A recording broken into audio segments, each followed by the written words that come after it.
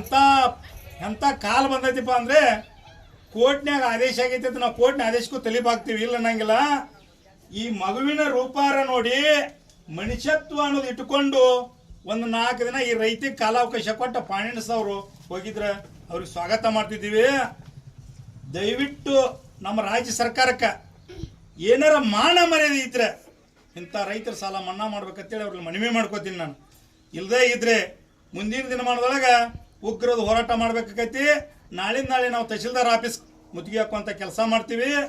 ಏನಪ್ಪ ಅಂದ್ರೆ ಆ ಫೈನಾನ್ಸ್ ಅವ್ರನ್ನ ಕರೆಸಿ, ಆ ಕುಟುಂಬನ ಕರೆಸಿ, ಆ ಕುಟುಂಬಕ್ಕೆ ಈ ಮನಿ ನಾವು ಏನಿಲ್ಲ ಇನ್ನೇನು ಕಾಡಂಗಿಲ್ಲ ಅಂತ ಹೇಳಿ ಕೇಸಿಂದ ನೀವು ಇಸ್ಕೊಡುವಂಥ ಕೆಲಸ ಆಗ್ಬೇಕು.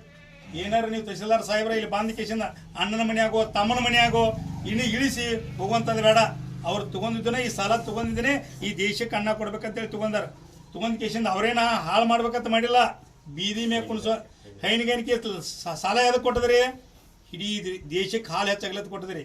ಅಂಥದ್ರಾಗ ಈ ದೇಶಕ್ಕೆ ಅನ್ನ ಕೊಡುವಂಥದ್ರಾಗ ನೀವು ಈ ಕೆಲಸ ಜರಕರೆ ಏನಾರ ಮಾಡಕ್ಕೆ ಹೋದ್ರೆ ಆ ಫೈನಾನ್ಸ್ದಾಗ ಕೆಲಸ ಮಾಡುವಂಥವ್ರಿಗೆ ಪಾಪ ಹತ್ತತಿ. ತಹಶೀಲ್ದಾರ್ ಸಾಹೇಬ್ರೆ ನಿಮಗೂ ಪಾಪ ಹತ್ತತಿ. DC ಅವರೇ ನೀವು ಗಮನ ತಗೋಬೇಕು. ಯಾಕಂದ್ರೆ ಮುಂದಿನ ದಿನಮಾನದೊಳಗೆ ನಾವು ಯಾವ ಜೈಲ್ಗೆ ಹಾಕ್ತಿರಲ್ಲ, ನಾವು ಬರಾಕ್ ತಯಾರಿದ್ದೀವಿ. ಕರ್ನಾಟಕದ ಮುಖ್ಯಮಂತ್ರಿಗಳೇ, ನೀವು ರೈತರನ್ನೆಲ್ಲ ಜೈಲ್ದಾಗಿಟ್ಟು ನೀವು ರಾಜಕೀಯ ಮಾಡ್ರಿ, ಸರ್ಕಾರ ನಡೆಸ್ರಿ. ನಾವಂತೂ ಬಿಡೋ ಮಕ್ಕಳಲ್ಲ. ಇಂಥ ಕುಟುಂಬಗಳು